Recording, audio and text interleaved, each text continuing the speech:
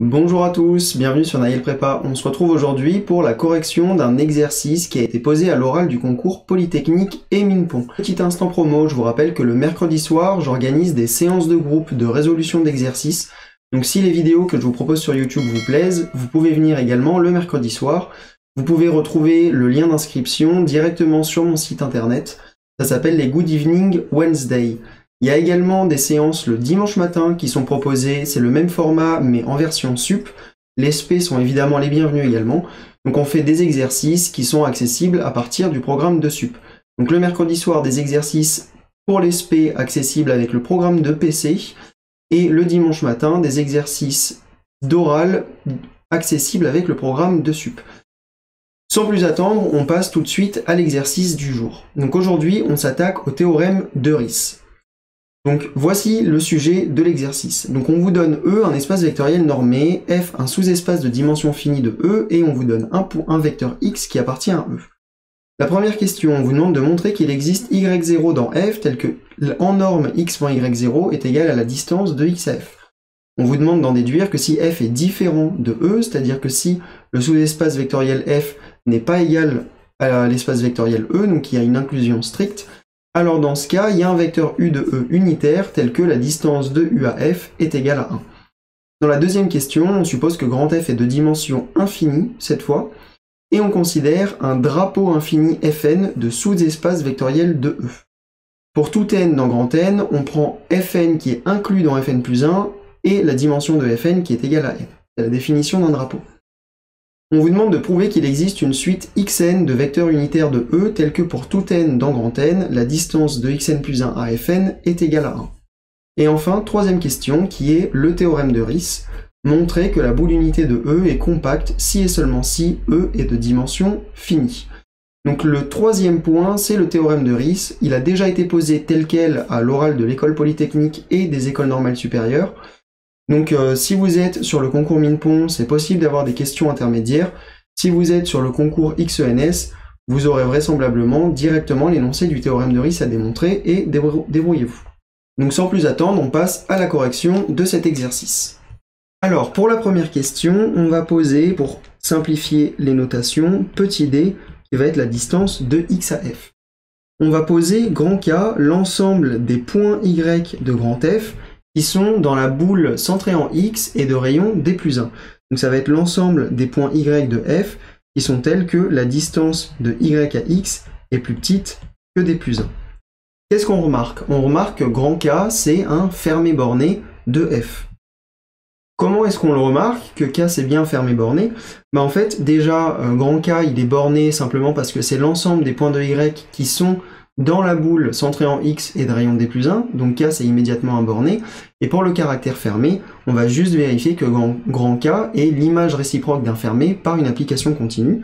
Donc si on pose phi, l'application qui a Y associe la norme de Y moins X, alors phi est continu sur F, et de plus, ce qu'on remarque, c'est que grand K c'est égal à phi moins 1 de 0 d plus 1.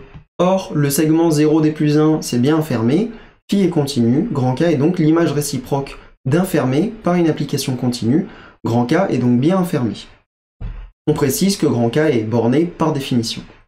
Maintenant qu'on a remarqué que cet ensemble grand K, il était fermé borné, on remarque une deuxième chose, on remarque que grand K, c'est un sous-espace de grand F, et grand F est de dimension finie. Grand K va donc être un fermé borné de dimension finie, donc un compact. Donc grand K il est bien inclus dans F, grand F il est de dimension finie, ainsi on en déduit que grand K est de dimension finie, et donc puisque grand K est un fermé borné de dimension finie, alors grand K il est compact. Maintenant qu'est-ce qu'on va pouvoir faire? On va reprendre l'application phi du départ, et l'application phi, on va la définir uniquement sur K. Donc on va prendre phi, indexé par grand K, qui est l'application qui part de grand K et qui à Y appartient à K associe la distance de Y à X. En particulier, phi K, c'est une application qui est continue sur un compact, donc elle est bornée et elle atteint ses bornes. On peut donc en particulier en déduire l'existence d'un point qui est tel que la borne inf est atteinte. Donc on peut dire qu'il existe Y0 appartient à K, tel que pour tout y qui appartient à k, la distance de y0 à x est minimale. Donc la distance de y0 à x est toujours plus petite que la distance de y à x. De plus, ce qu'on en déduit, c'est que tous les y qui sont dans f mais pas dans k, ils sont par nature situés à une distance supérieure à d plus 1 de x. Pourquoi? Parce que grand K, c'est l'ensemble des y de grand F qui sont situés à une distance inférieure à d plus 1 de petit x. On en déduit donc que y0 est la limite inférieure des distances des points de f à x, c'est donc par définition la distance de grand F à x. Intéressons-nous maintenant à la deuxième partie de la question. Donc, considérons que f est différent de e. On va poser u qui est égal à x moins y0 sur x moins y0 en norme. En supposant évidemment que petit x, c'est un élément de e, sauf f. Alors dans ce cas, le vecteur petit u, c'est bien un vecteur qui est dans e sauf f unitaire. Et maintenant, en fait, on va vérifier que le vecteur u qu'on vient de définir convient. Pourquoi est-ce que ce vecteur-là convient? En fait, on va regarder, pour tout y appartient à grand F, quelle est la distance entre u et y. Cette distance-là, elle est, en réécrivant ce que vaut u, égale à x moins y0 sur norme de x moins y0 moins y. Maintenant, on peut tout passer au même dénominateur. Donc on va trouver x moins y0 moins x moins y0 en norme fois y, le tout divisé par la norme de x moins y0. On peut maintenant faire rentrer tout ce qu'il y a devant un signe moins dans une même parenthèse. Ça va nous faire x moins, entre parenthèses, y0 plus x moins y0 fois y, le tout divisé par x moins y0. Sauf que cette expression, on peut encore la réécrire différemment. Déjà, la norme de x moins y0, on peut voir ça comme la distance de x à f. Et au numérateur, ce qu'on a à l'intérieur de la parenthèse, c'est un élément qui appartient à grand F.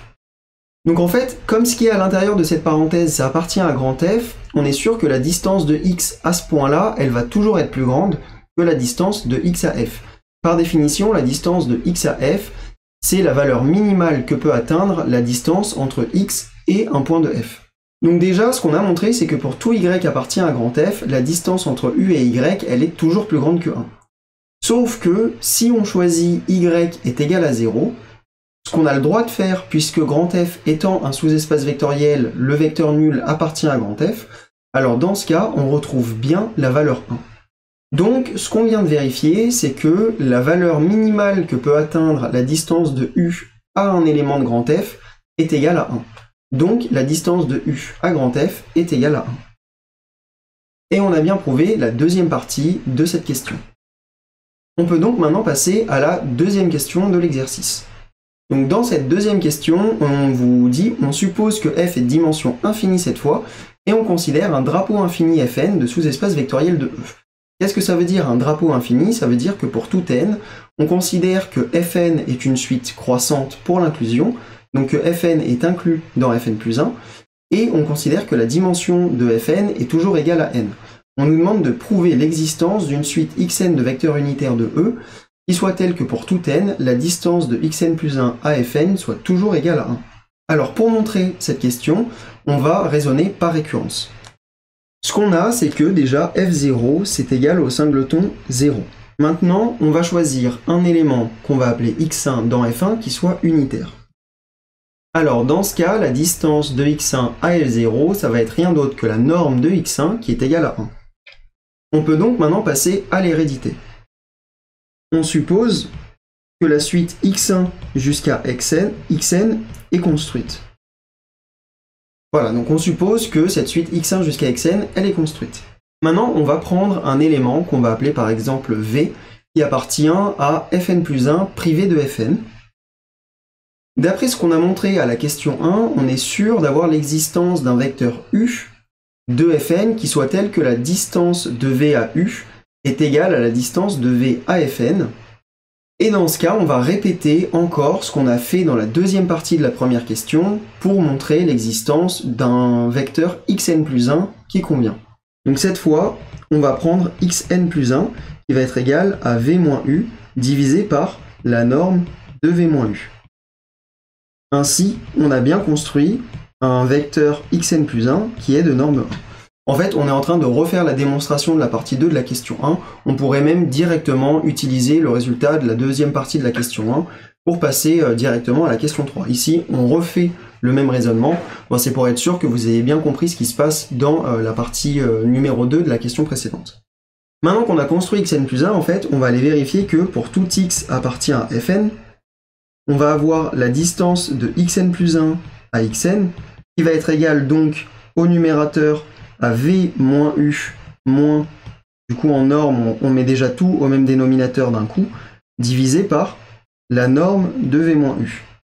Comme tout à l'heure, la norme de v moins u c'est égal à la distance de v à fn, et au numérateur on peut tout passer sous une même parenthèse, on va donc se retrouver avec du u moins v moins u x. Donc ça on se rend compte que c'est supérieur à 1 car u moins v moins u x appartient à fn, et cette minoration elle est atteinte quand x égale 0. Donc on en déduit que la distance de xn plus 1 à fn elle est bien égale à 1. Et donc on a bien construit un vecteur xn plus 1 unitaire qui est tel que la distance de xn plus 1 à fn est égale à 1. Donc par récurrence on peut en conclure que la question 2 est démontrée. Donc voilà, par récurrence, on a bien montré l'existence d'une suite xn de vecteurs unitaires de E tels que pour tout n, la distance de xn plus 1 à fn est égale à 1.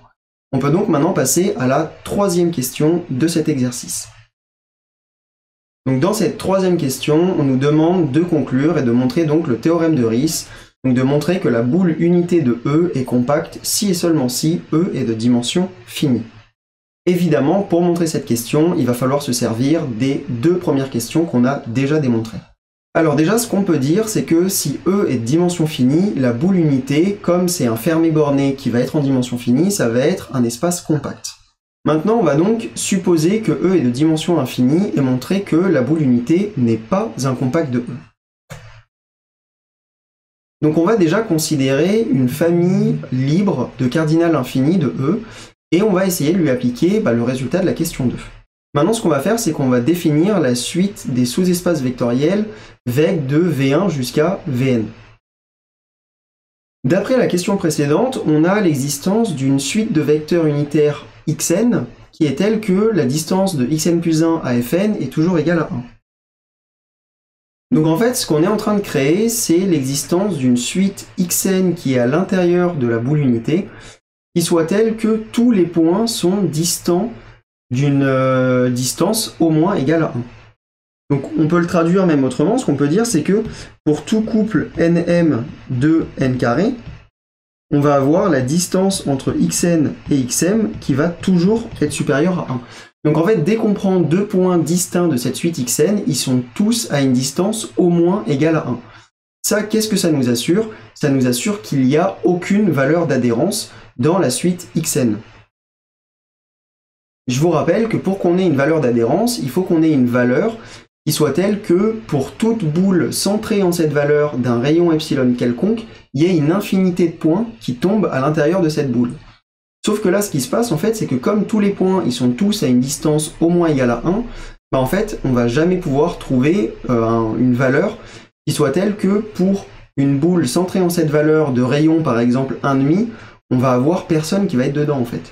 Donc voilà, comme la suite xn n'admet aucune valeur d'adhérence, ce qu'on en déduit, c'est que la boule unité n'est pas compacte, puisque si la boule unité était compacte, alors dans ce cas-là, on pourrait extraire une suite convergente de cette suite xn. Voilà, donc cet exercice touche à sa fin, j'espère que vous avez bien suivi le raisonnement, c'est un exercice qui est vraiment classique, il faut vraiment savoir faire encore une fois. S'il y a des points de la démonstration que vous n'avez pas compris, dites-le moi en commentaire, je vous répondrai avec plaisir. Je pourrais même refaire une vidéo complémentaire pour clarifier des points qui vous ont paru assez obscurs.